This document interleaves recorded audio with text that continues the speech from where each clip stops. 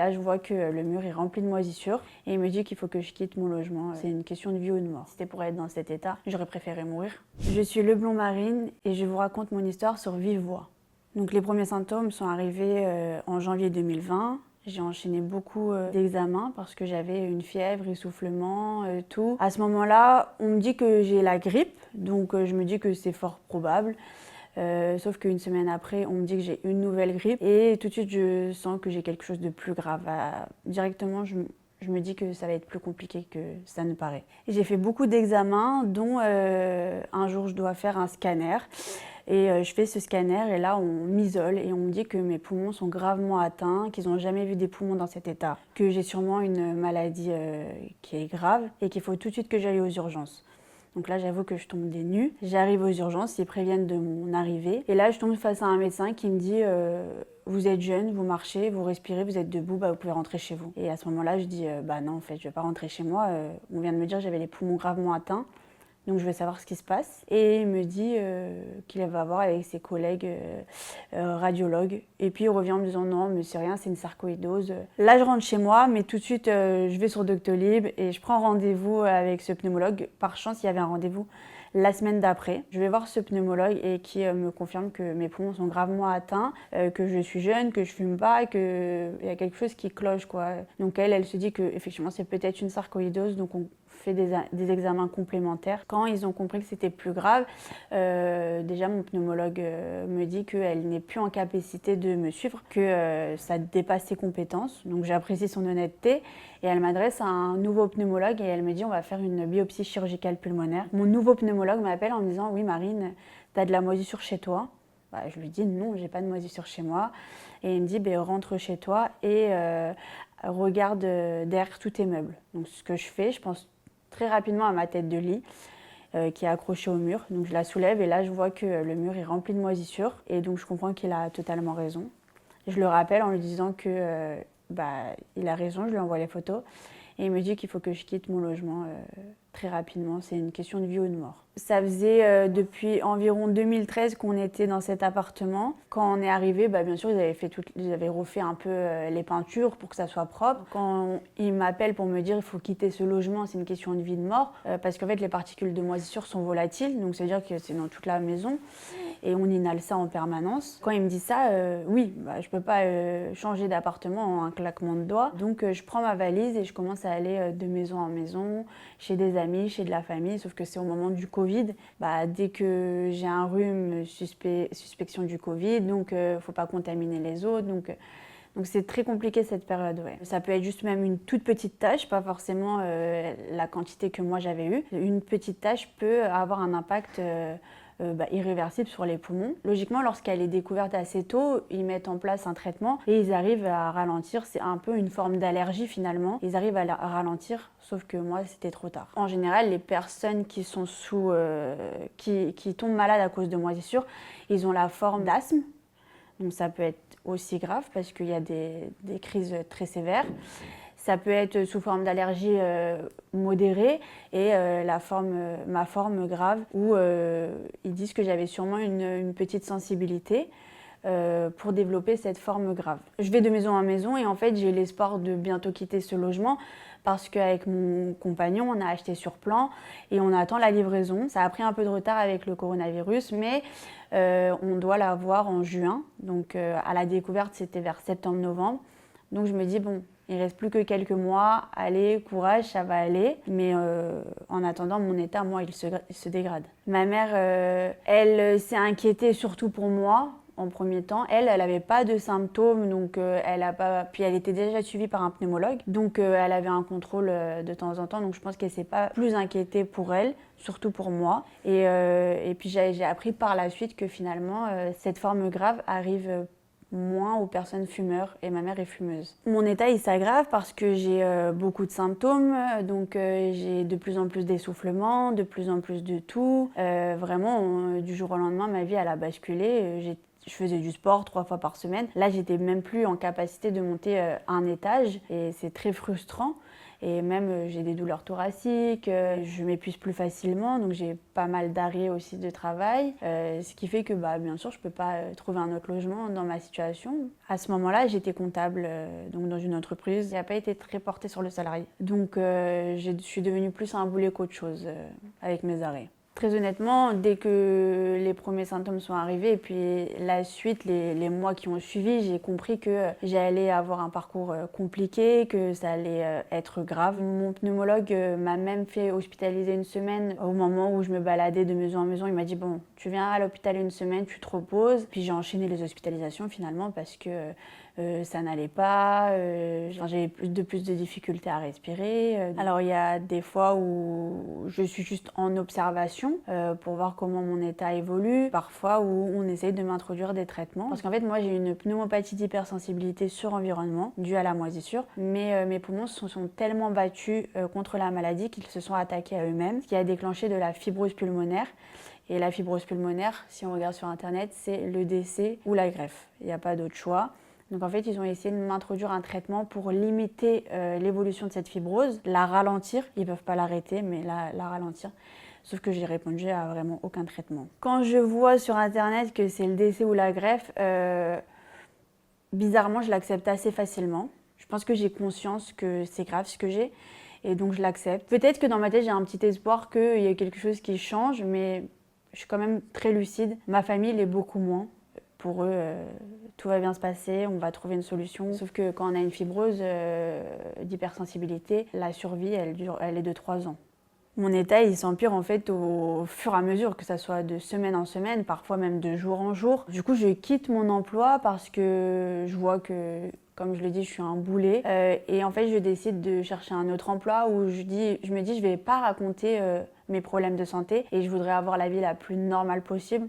Sauf que finalement, c'est pas possible parce que cet employeur me demande de faire 45 heures au lieu d'en faire 39. Donc moi, j'ai des rendez-vous chez le kiné 3 fois par semaine pour la kiné respiratoire. Je décide de penser à moi et ma santé surtout. Et donc, je vais faire de l'intérim. Comme ça, je peux travailler, je travaille, je peux pas, j'arrête et voilà. Un mois avant, mon pneumologue me dit que mon état, il s'aggrave et qu'on va pas tarder à me faire rencontrer l'équipe de la greffe. Donc c'est là où ça devient plus concret. On parle de la greffe. Je me souviens que 2 jours avant, j'étais avec mon grand frère et il me dit comment ça va et je dis je vais avoir une greffe et il me dit mais non, n'importe quoi, ça évolue, là, tu vas pas avoir une greffe. Pareil, ma mère une autre fois où elle me dit que ça évolue la médecine, trouver une solution, tu vas pas, ça va aller. Finalement, là je fais ma première prise de sang et je sais que j'envoie un message ou j'appelle, je sais plus. Et en fait tout le monde prend un peu conscience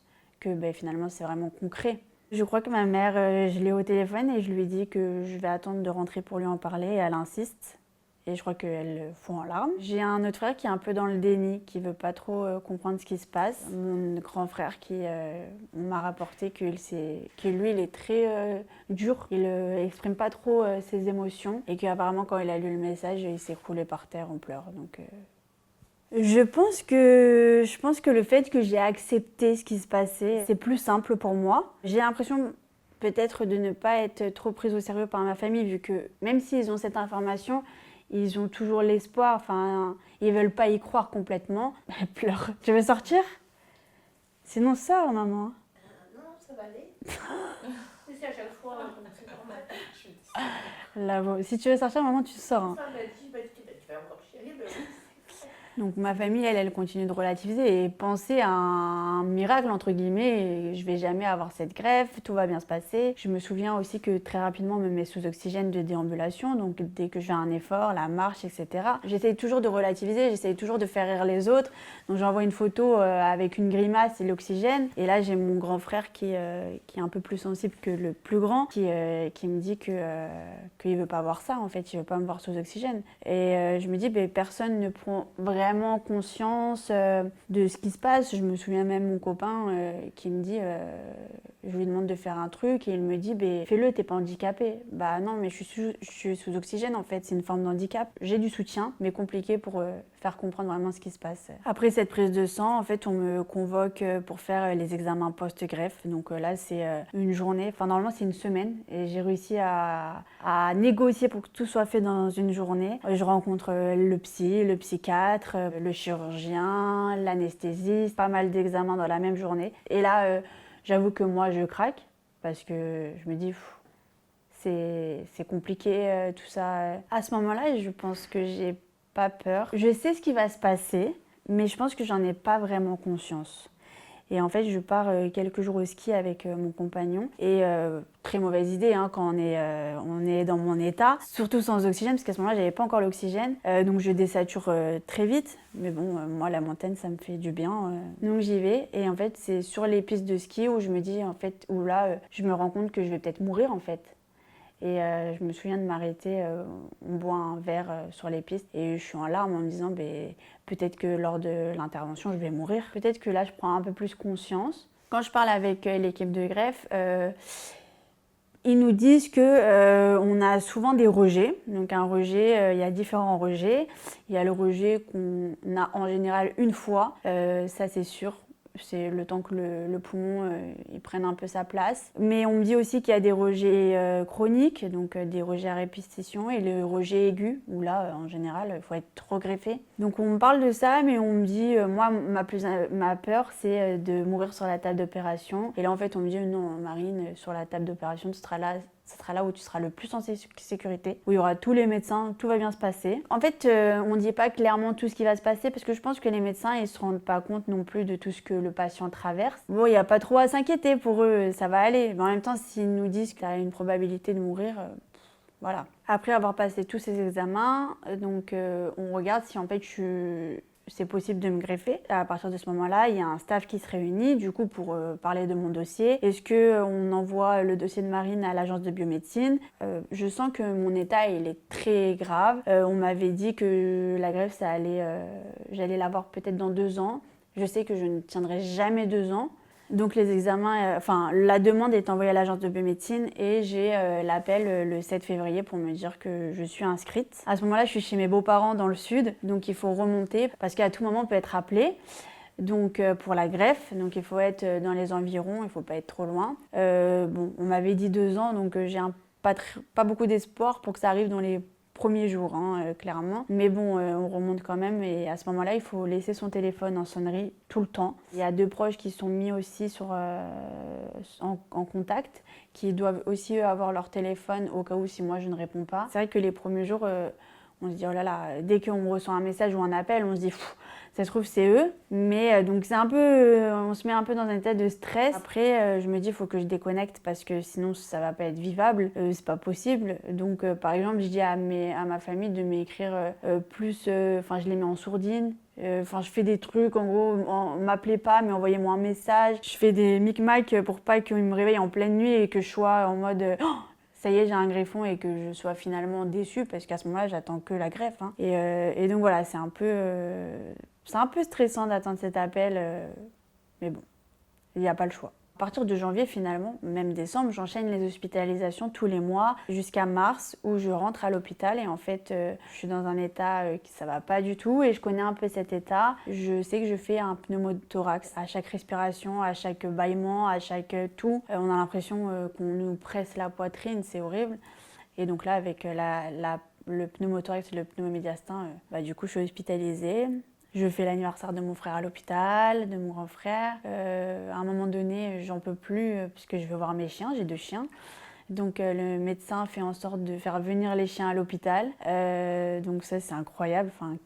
J'étais tellement heureuse. Tout ça pour me faire patienter parce que lui, il sent que mon état, il est sur un fil. Un soir, je lui dis que ça va pas, que je suis sûre de refaire un pneumomédiastin puisque c'était en train de se résorber. Et on me dit, il faut aller en réanimation. Au cas où s'il y a une décompensation aiguë, il faut que je sois entre de bonnes mains puisqu'il faut agir tout de suite. Mais mettez-moi en urgence en fait, parce qu'il y a la liste d'attente et il y a la liste de super urgence. Et je dis, mettez-moi en super urgence. Ils me disent, non, on ne peut pas te mettre en super urgence. On te mettra en super urgence quand tu auras l'ECMO, qui est une machine qui prend le relais sur les poumons finalement, quand les poumons ne fonctionnent plus du tout. Et moi, dans mon truc, je dis, mais mettez-moi l'ECMO en fait.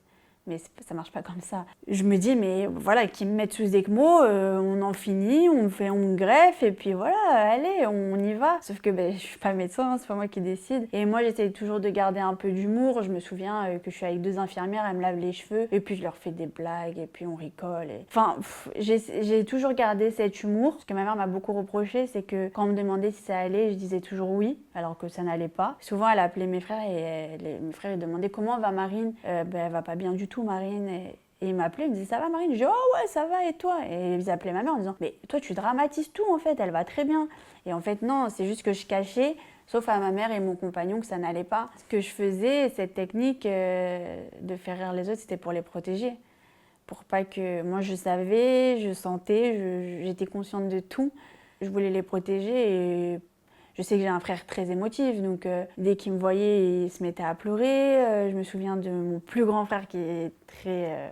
je ne l'ai jamais vu pleurer. Un jour, il craque dans ma chambre et il s'excuse de craquer. Je dis, mais non, tu n'as pas à t'excuser de craquer, en fait. Tu as le droit, toi aussi. Et du coup, je lui sors une blague et il me fait, mais tu me fais rire. Enfin, dans ce moment tragique, tu arrives à me faire rire. Et ça a été toujours ma façon de peut-être relativiser, même si c'était dur de relativiser. Ce que j'ai pas dit, c'est que j'ai été mise sous oxygène H24. Donc à ce moment-là, je suis tout le temps sous oxygène. On me demande de me déplacer le plus possible dans les couloirs de l'hôpital, de rester assise parce que quand tu restes assis, tu gardes tes muscles de la cage thoracique, etc. C'est important de pas rester alité, de pas perdre trop de poids. Je me souviens d'une fois où je vais juste aux toilettes.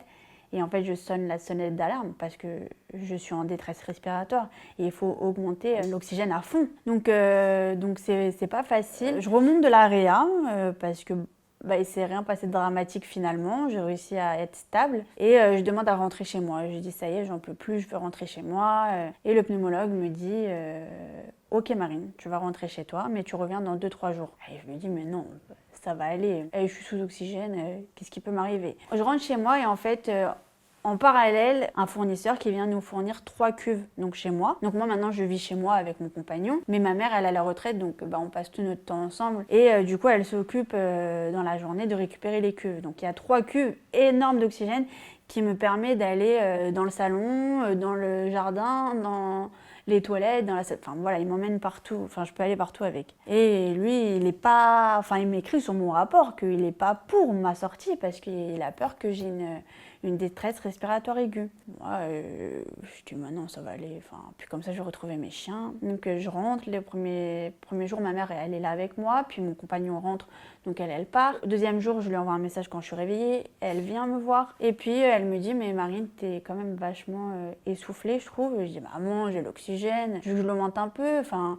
ça va aller. Et elle me dit, mais t'es bleue aussi, t'as les lèvres bleues. Mais je dis, mais regarde, moi je me sens bien. Je dis, ok. Mon compagnon rentre, ma mère part. Et là, je fais une espèce de crise, sauf que j'avais l'habitude de le faire, où j'ai une toux et j'arrive pas à reprendre mon souffle. Et je dis à mon compagnon, on est dans le lit pour aller se coucher, et je dis, écoute, dors. Je vais réussir à la gérer, je vais me calmer, ça va aller. Dieu merci, il a pas réussi à s'endormir.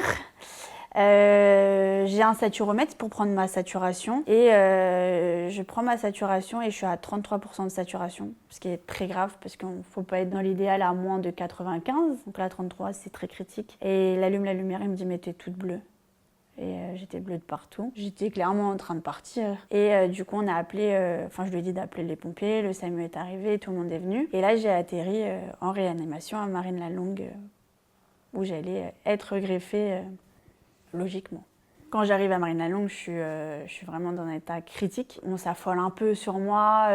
Vite, il faut faire ci, vite, il faut la perfuser, vite. Quand j'y repense, moi, ça me fait un peu rire, mais c'était pas très drôle. C'était pas drôle du tout. Mais le fait de me croire dans un film où tout le monde s'affole, j'ai l'impression d'être dans Grey's Anatomy, quoi. Et puis, finalement, j'arrive dans la chambre, ils me perfusent et ils me mettent sous une machine qui s'appelle l'Optiflow. Et l'Optiflow, c'est de l'oxygène, donc pareil dans les narines, et ça envoie énormément d'oxygène. Vraiment un débit maximal, quoi. Sauf qu'ils doivent me descendre parce que je suis en détresse, il faut me descendre au scanner pour faire un scanner, pour regarder si j'ai toujours un pneumothorax. Sauf qu'il faut débrancher le petit flot parce que c'est sur prise électrique. Et là, c'est la course. Il faut débrancher, il faut se dépêcher d'aller en salle de radio et il faut le rebrancher. me faire passer la radio. Je fais le scanner, pneumothorax confirmé. C'était pour voir où il était. Et en fait, ils me disent, bon, on va refaire le même chemin, aller-retour. Moi, ça me fait rire parce que je connais la suite. Et c'est pas drôle. Non, mais c'est l'histoire, enfin, même si c'est pas drôle, moi, comme j'imagine la scène, c'est quand même assez incroyable. Hein. Rien que Oui, mais oui. et tout, tu te dis, mais tout le monde sur le banc de combat en train de courir dans les couloirs. Non, mais c'est ça. Tu m'étonnes que toi, t'as dû halluciner. Non, ça, moi, parce que je vais vous dire un truc après et ça me fait rire. On arrête de rire, Marianne.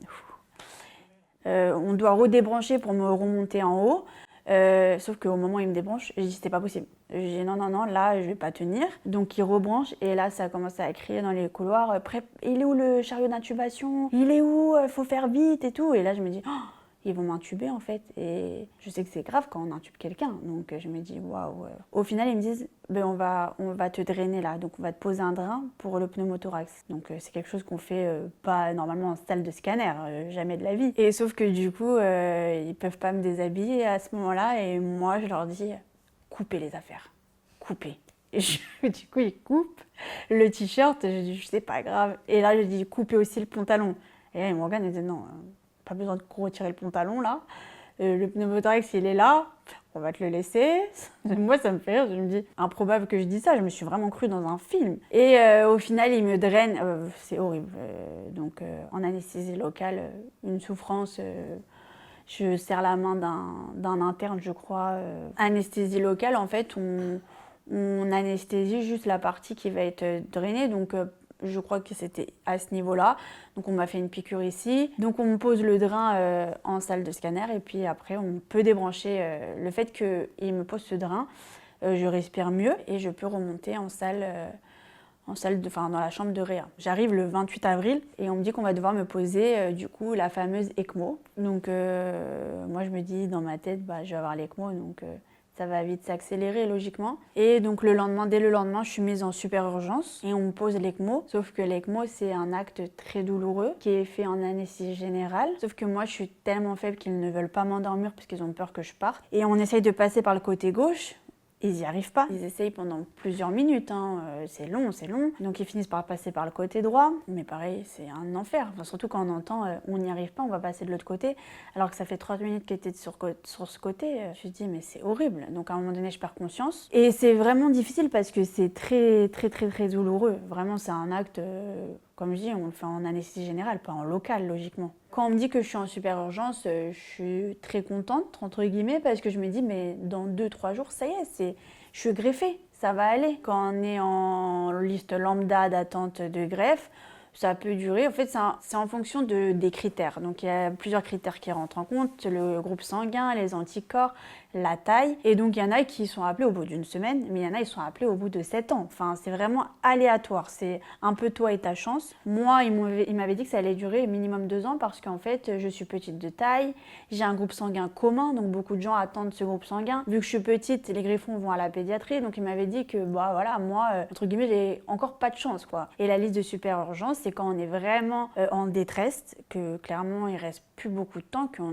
est un peu en train de s'éteindre. Et logiquement, dans le meilleur des cas, enfin dans le pire des cas, pardon, c'est une semaine. Normalement, c'est dans les premiers jours, assez rapidement, on a un greffon. Donc moi, je me dis, ça y est, je vais bientôt avoir cette greffe, je vais être soulagée, puisque là, je souffre énormément. Malheureusement, en France, on manque cruellement de donneurs, que les gens sont pas forcément au courant qu'aujourd'hui, on est tous officiellement donneurs et qu'il faut le communiquer à sa famille pour qu'il soit au courant. Parce que c'est sûr que par exemple quand c'est un parent qui perd son enfant, on vient le voir quelques temps après, quelques heures ou quelques minutes après, alors on peut prendre les organes de vos enfants. La personne elle est anéantie, elle n'a pas envie d'entendre ça. Mais si ce jeune a dit à ses parents oui, prélevez mes organes, la réponse s'ils respectent la volonté de leur enfant ou de leur mari ou de leur tante, j'en sais rien, ça va être des organes supplémentaires qui vont sauver des vies. Parce qu'un donneur sauve cette vie. Et c'est compliqué aujourd'hui de se faire greffer, surtout la greffe pulmonaire, la greffe du cœur aussi, c'est compliqué. La greffe rénale est beaucoup moins compliquée parce qu'on peut donner de son vivant. Le foie est un peu moins compliqué aussi. Je me dis que la super urgence, oui, ça va être une semaine maximum et que dans une semaine, je serai greffée et que la souffrance... après, c'est un autre parcours après la greffe, mais je me dis, bon... au moins je serai greffée. Finalement, la première semaine passe et en fait quand la première semaine passe, l'équipe doit demander à l'agence de biomédecine une nouvelle semaine. Malheureusement, toujours pas de greffon lors de la deuxième semaine. Moi je sais que je souffre énormément. Je sais que j'ai demandé à des médecins de m'endormir, de m'intuber ou même de me laisser partir.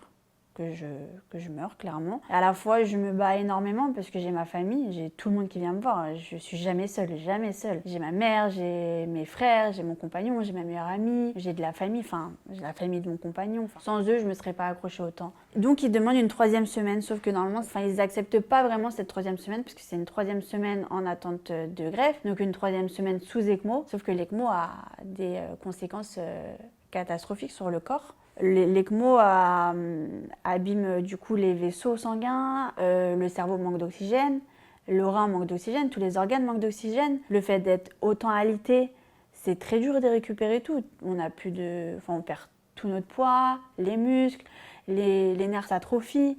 Enfin, en fait, après c'est limite un peu, je vais grossir vraiment le trait, mais c'est un peu un légume quoi. Et donc il y en a qui ils ont 3 semaines de greffe, mais en fait psychologiquement, c'est fini. Ils ont manqué tellement d'oxygène que ils sont des légumes. Heureusement, cette troisième semaine, pour moi, est acceptée, mais c'est la dernière. Donc, il est vers 19h30 et il est convoqué par 4 médecins. Et ils lui disent qu'il me reste 24-48 heures, qu'ils ont fait tout leur maximum, qu'ils voient bien que je me bats, mais qu'ils peuvent pas faire plus, que donc s'il y a un greffon qui arrive dans 24-48 heures, ça sera peut-être possible de me sauver, mais sinon ça sera pas possible. Sauf que moi j'ai pas cette information. Hein. Et lui il a le réflexe d'enregistrer cette conversation, donc il l'envoie à toute ma famille, donc tout le monde s'écroule encore une fois. Parce que déjà à plusieurs reprises on leur a dit que c'était très compliqué, que c'était critique. Je me souviens d'une fois où ils sont venus en file indienne. Et je me dis, pourquoi tout le monde est là? Je vais mourir ou quoi? Et mon frère qui me dit, ah non, mais non, Marine, on a juste tous réussi à se libérer aujourd'hui. Et j'ai compris que c'était pas vrai. Enfin, donc voilà, compliqué cette annonce. Je savais que cet enregistrement existait. J'avais décidé de ne pas l'écouter parce que c'était trop dur tout ce que j'avais vécu. Sauf qu'un jour, j'ai voulu l'écouter. La première fois que je l'ai écouté, j'ai pas voulu saisir, je pense, tout ce qu'on disait. Limite, après l'écoute, j'ai dit, mais pourquoi ils en ont fait un fromage? Il n'y avait rien de particulier. Quand je l'ai réécouté, là, il y a 3 mois, j'ai très bien compris ce qui se disait. Et je comprends que, oui, que c'était fini, en fait, pour moi. Je pense, vu mon caractère, que je me serais dit, non, en fait, non, je vais pas mourir. Limite, je pense que j'aurais négocié une 4e semaine. Hein. Bon, bien sûr, j'aurais pas eu le choix, mais je pense sincèrement que j'aurais dit, mais pas du tout, c'est pas possible, c'est pas envisageable. Donc, toute ma famille est en bas. Moi, je crois que j'ai pas trop conscience qu'ils sont tous en bas. Et je sais que la belle-mère de mon frère, elle habite juste à côté de l'hôpital, donc je sais que ma mère, mon frère et sa copine vont chez elle, passent même une nuit chez elle. Donc là, c'était le 14 mai. On me parle plus tard qu'il y a eu un orage énorme cette nuit-là, vraiment une pluie de dingue. Et du coup, le matin, 2 médecins qui viennent me voir en me disant on a quelque chose à vous dire. Et je dis je vais mourir. Et ils me disent non, on a un greffon pour vous. Du coup, quand j'ai cette information, en fait, j'attends un petit peu parce que quand on nous dit qu'il y a un greffon, il faut toujours attendre de savoir s'il est viable. Et sauf que mon compagnon a appelé entre-temps l'hôpital, donc il a eu l'information. Donc moi, j'étais un peu dégoûtée. Je me suis dit, mais non, je voulais moi donner l'information. Donc je me suis empressée d'écrire un message approximatif parce que j'avais du mal à écrire quelque chose. Et puis tout le monde est arrivé pour me voir une dernière fois, pour me souhaiter bon courage. Je me suis sentie inquiète parce que j'avais très peur que le greffon ne soit pas viable et je savais que c'était ma dernière chance parce que on n'avait pas eu de greffon jusque-là disponible pour moi. Donc c'était ma première et dernière chance. Si je pars, je vais partir dans la salle d'opération parce que vu que mon état est critique, ils avaient peur que quand ils allaient m'endormir que je parte. Et en fait, je me suis dit, au pire, je vais partir dans mon sommeil. Je ne saurais pas ce qui s'est passé. Mais à la fois, le plus dur, c'était de laisser ma famille. L'opération en elle-même, une greffe, c'est toujours très compliqué, mais on va dire que ça a été. Je suis rentrée au bloc vers 17h et je suis sortie vers 2h. Sauf que j'ai été reprise très rapidement parce que je faisais une hémorragie. Et puis le lendemain, j'ai été de nouveau reprise parce qu'en fait, les poumons que j'ai eus étaient trop grands pour moi. C'était la dernière chance, donc il m'avait prévenu qu'on pouvait greffer des poumons d'une grande personne, plus grande que moi, parce que c'est pas difficile. Et du coup, qu'ils allaient découper, parce que c'est composé de 5 lobes, ils allaient couper des lobes. Le lendemain, ils se sont rendus compte qu'il y avait un lobe qui était compressé et qu'il fallait en fait aussi le retirer. Donc j'ai 3 lobes sur 5 à l'heure actuelle. Alors après, j'ai été mise dans le coma pendant 2 semaines. Pour me réveiller, ils avaient du mal à me réveiller, donc ils m'ont fait une trachéotomie. Donc finalement, à mon réveil, c'est un peu compliqué parce que je peux pas bouger parce que mes muscles mes nerfs sont atrophiés, mes muscles, il y en a plus, de la graisse, il y en a plus. Donc c'est compliqué, je peux pas bouger, mais vraiment pas. Même sourire, je suis figée parce que pendant l'intervention, ils mettent du curare, donc c'est quelque chose qui endort un peu tous les muscles, etc. Je peux rien faire. Je peux pas manger, je peux pas boire, je peux pas parler, je peux pas bouger. C'est horrible, en fait c'est horrible. Cet état-là, il va durer longtemps, je vais reprendre peut-être à un moment donné le doigt qui bouge, le bras que j'arrive à lever là, et après c'est lui que j'arrive à lever plus haut, enfin rien ne s'explique finalement. Moi c'est vrai qu'à ce moment-là, je demande à voir ma psy de l'hôpital, et je lui dis, j'ai même dit à ma mère, je dis mais en fait si c'était pour être dans cet état, j'aurais préféré mourir parce que pour moi, je vais jamais récupérer à ce moment-là. C'est fini. Pour moi, je suis un légume. Voilà, c'est un état horrible. C'est très frustrant. Je crois que j'ai pas réussi à relativiser sur mon état. Enfin, je m'y attendais pas en fait. Pour moi, j'allais être greffée, super. Je vais pouvoir marcher, mais je leur disais, mettez-moi debout, je vais marcher. Sauf que non, c'était pas possible. En général, quand quelqu'un est greffé, on le fait marcher dans les couloirs. Sauf que moi, à part me mettre sur le siège et me faire un peu de la torture, parce que pour moi c'est de la torture. On nous met une table inclinée, on nous accroche avec des sangles et puis on nous bascule. Mais des trucs, on se dirait enfin, c'est un truc de dingue. Ou pareil, un truc où tu dois te mettre debout, il y a quelque chose qui te tient sur les fesses pour que tu restes debout. Enfin, c'est horrible, ça sollicite tellement de muscles. Moi, pendant une phase où j'étais au siège, j'ai fait semblant de tomber dans les pommes pour qu'on me mette au lit. Moi, ça a été la panique. On m'a arraché le cathéter ici. J'ai eu beaucoup de sang qui a coulé. Mais bon, j'étais contente, j'étais dans mon lit, moi. Mais c'était pas la bonne solution. En fait, ils nous sollicitent énormément tous les jours parce que ça nous fait reprendre des muscles et c'est très important. Mais moi, à ce moment-là, je veux rien entendre. Laissez-moi dans mon lit. Je veux pas vos trucs. Donc la greffe, elle a eu le 16 mai. Moi, je suis remontée aux étages thoraciques, donc plus en réa. Je suis remontée le 25 juillet. Et à ce moment-là, ils ont commencé à me faire marcher. Donc au début, c'est la marche aux barres parallèles. Il y a 3 kinés qui me tiennent, donc compliqué. Après, ça évolue. On marche dans les couloirs avec un siège. Pareil, tenu par les infirmières. Et en fait, moi, mes pieds ne tenaient plus. Donc, ça veut dire qu'au lieu que mon pied soit à 90 degrés, mon pied est tombé et j'arrivais pas à le remonter. Donc, j'avais comme une attelle et qui tenait ma chaussure pour que mon pied reste à 90 degrés. Et en fait, ça a été très long parce que même quand je suis rentrée chez moi, j'étais en siège roulant. Donc, vraiment pas l'idéal. Fallait que je marche le plus possible. Fallait que je fasse beaucoup de kiné. Il y a des fibroscopies à chaque rendez-vous. Les fibroscopies, on passe un tube dans le nez, on va chercher dans les poumons. C'est horrible, c'est juste horrible. Donc, tout ça, ça a été compliqué. Alors, je pense que malheureusement et heureusement, chaque greffé n'a pas le même parcours. Moi, j'ai eu un parcours très, très, très compliqué. Donc, énormément de séquelles. J'ai eu de la kiné pendant 3 fois par semaine. J'en ai encore aujourd'hui. J'ai les reins qui sont fatigués, le foie qui est fatigué. Donc on me parle qu'à l'avenir, je vais devoir avoir une greffe des 2 organes. Pareil, ça, c'est pas facile à accepter. Aux jambes, ça s'appelle de la neuropathie, donc je sens plus mes pieds. Le sous de pied encore aujourd'hui, donc c'est-à-dire que si je mets mon pied sur un sol chaud, je sens pas, donc je me brûle. Donc je me suis brûlée à plusieurs reprises avec des cloques les pieds. Donc voilà, les 3 doigts. En fait, j'ai eu un cathéter sur le poignet, donc les 3 doigts, je les sens plus. En fait, je sens plus je peux les bouger, mais je sens plus quand j'attrape quelque chose. Je sens pas la matière, et c'est très compliqué de rester positif. En fait, c'est pas ce que j'imaginais du tout. C'est pas la vie que j'imaginais, être en siège roulant ou en déambulateur ou en béquille, chuter à chaque fois parce que mes pieds ne suivent pas. Et je me dis, je vais jamais récupérer. je vais avoir une démarche d'handicapé toute ma vie, même si j'ai aucun problème avec les handicapés, mais moi qui avais une vie normale, je chahutais, je jouais, je faisais du sport, c'est frustrant, c'est très frustrant. La colère, elle est venue dès que j'ai découvert cette moisissure. Moi, j'ai porté plainte, elle a été refusée en plus, donc ça a été un coup aussi. Je suis revenue 1 an après avec mon frère pour porter plainte. Cette fois-ci, elle a été acceptée. J'ai pris un avocat aussi. À ce moment-là, je suis très en colère. Je leur en veux beaucoup. Et au moment où vraiment mon état est critique, je pense plus qu'à moi, à survivre.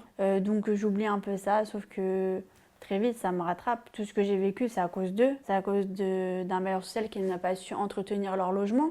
Et c'est honteux en fait. Je me dis, mais nous, on doit tous les mois un loyer pour des gens qui en fait, ils nous volent notre vie. Ces bâtiments existent toujours. Il y a eu un ravalement. Alors de dehors, il est très joli, mais à l'intérieur de la moisissure. Le maire est au courant, puisque je l'ai sollicité de nombreuses fois. Il est au courant également qu'il y a énormément de personnes qui ont de la moisissure chez eux. Enfin, tout le monde est au courant. Il y en a, malheureusement, que ça les inquiète pas. Ils minimisent énormément. Il y a de la moisissure, bah d'accord, mais moi je suis pas malade. Donc pourquoi je vais m'inquiéter? Pourquoi je vais partir? Il y en a, ils n'ont pas les moyens de partir aussi. Il y en a qui veulent rester dans Rungis. Ils n'ont pas le choix ils n'ont pas envie de vivre dans une autre ville.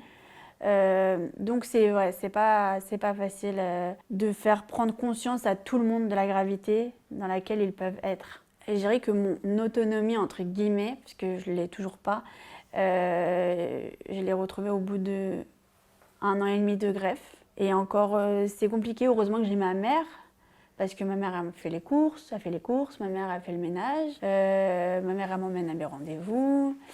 Maintenant, je peux plus utiliser la voiture, mais sur le long terme, ça me fatigue. Tout est fatigant. Moi, vu que je suis greffée que de 3 lobes, en fait, j'ai que 60% de mes capacités pulmonaires, donc je suis très limitée. C'est compliqué. Je ne retrouverai jamais la vie que j'ai eue avant la maladie. J'étais en couple depuis très longtemps. J'avais acheté un logement. Au final, mon compagnon il est parti quelques mois après ma sortie de l'hôpital. J'ai dû me séparer de ce logement puisque je n'avais pas les moyens de l'assumer, moi. Enfin, voilà, j'aurais jamais la vie que avoir un enfant aujourd'hui. Je ne sais pas si je pourrais en avoir un. Et c'est pas normal.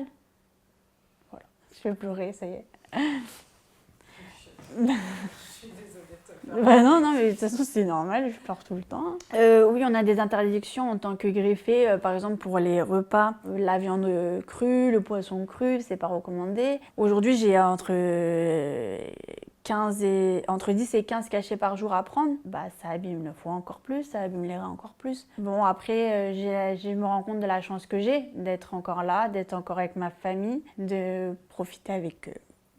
Et donc, le reste, c'est que du détail, on va dire. Voilà.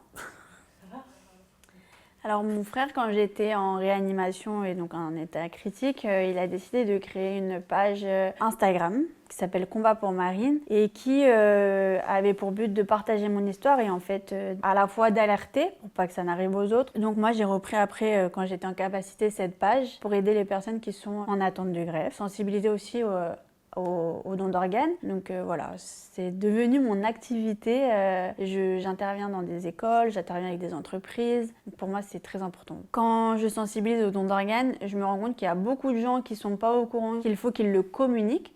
Parce que pour eux, c'est logique, ils sont donneurs. Sauf que si tu donnes pas l'information, tes parents, ta femme ou tes enfants, ils pourront pas décider pour toi. Après, il y a toujours des gens qui disent non, moi je veux pas.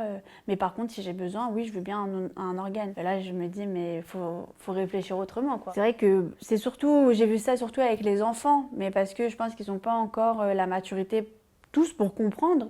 Si demain, une personne de ta famille est malade, t'aimerais bien qu'il y ait quelqu'un qui la sauve. C'est un parcours du combattant, mais bon, je pense qu'on en parle de plus en plus, donc j'espère que ça va changer de plus en plus positivement. Grâce à ma page Instagram, et mon histoire. J'ai pas mal de gens qui m'écrivent qui ont des problèmes dans leur logement et donc je peux les aider. J'ai des messages qui me réchauffent le cœur en me disant grâce à cette personne, j'ai quitté mon logement et aujourd'hui je vais beaucoup mieux. Des messages pour moi qui sont incroyables. J'avais rencontré quelqu'un sur les réseaux qui s'appelle Inès, qui est devenue du coup une copine, une amie et elle avait exactement la même chose, du même bailleur social. Alors elle habitait pas dans mon logement, dans un autre logement, dans une autre ville, mais cette personne-là elle a dû être greffée aussi, sauf que malheureusement, elle n'a pas survécu. Elle est morte à l'hôpital. Ils n'ont même pas réussi à la réveiller. Donc c'est aussi pour toutes ces personnes-là que je me bats, pour que ça n'arrive plus, pour que les choses changent. Ça ne devrait pas exister en fait. Chez soi, on devrait être en sécurité et pas en danger. Je suis en procès depuis 4 ans. On a changé à plusieurs reprises de juridiction. J'espère que ça va vite aboutir parce que pareil, ça me mine beaucoup le moral. Ça me rend dingue. Ça me rend dingue parce qu'en fait, vous êtes en tort et qu'on en finisse en fait. Dans le meilleur des cas, qu'ils ne puissent plus exercer ou qu'ils doivent remettre tous leurs bâtiments aux normes. Malheureusement, ça, je sais très bien que ça n'arrivera jamais. Ce qu'on avait avec mon avocat, donc c'est un dédommagement pour ce que j'ai subi et ce que je continue de subir. Ça ne rachètera jamais ma santé, jamais ma vie, jamais tout ce que j'aurais pu faire. Qu'on me dise que oui, vous devez payer cette somme à Madame Leblond, ça veut dire que vous êtes coupable. Et j'ai besoin qu'il soit reconnu coupable. Juste le mot coupable, en fait, ça va me dire, voilà, c'est vous qui êtes en tort. Et enfin, on n'en parle plus, quoi. Je me souviens d'une fois où on a rendez-vous avec ma mère et mon frère et moi pour faire reloger ma mère. Et le mec, il sait pas du tout, le chef d'agence, il ne sait pas du tout de quoi on parle. Il dit, bah alors, qu'est-ce que vous avez à dire? Vous n'êtes pas au courant? Oui, vous avez des petits problèmes d'humidité. Et après, il a un petit peu raconté un peu son truc. Il a un peu satisfait tout le monde avec ses paroles, sauf pas moi, en fait. Et il dit, bah c'est bon, on y va. Et je dis, mais non, en fait, c'est pas bon, non, en fait. Vous savez ce que j'ai? J'ai pas entendu une seule excuse de votre part. Et j'ai même pas entendu une seule fois. Et quand j'essaye de vous appeler, vous répondez pas. Enfin, j'ai montré mon mécontentement. Et à la fin, au moment de sortir, il me dit, mais ça va aller, hein. Et j'ai dit non, ça va pas aller, en fait, je suis en attente de greffe. J'ai pas l'appendicite là. Et en fait, ça m'a rendue folle. Je me suis dit, mais en vrai, si ça aurait été votre famille, vous serez comme des fous en fait. Mais eux s'en fichent. Ce qu'on peut me souhaiter, c'est que mon greffon se tienne très bien, qu'il aille très bien, qu'il n'y ait pas de problème, que je continue de profiter de ma famille, qu'ils aillent très bien eux aussi. Enfin voilà, le plus important vraiment, c'est la santé et la famille aujourd'hui. Je remercie Vive Voix de m'avoir donné la parole pour parler de mon histoire. Merci beaucoup. Merci à vous.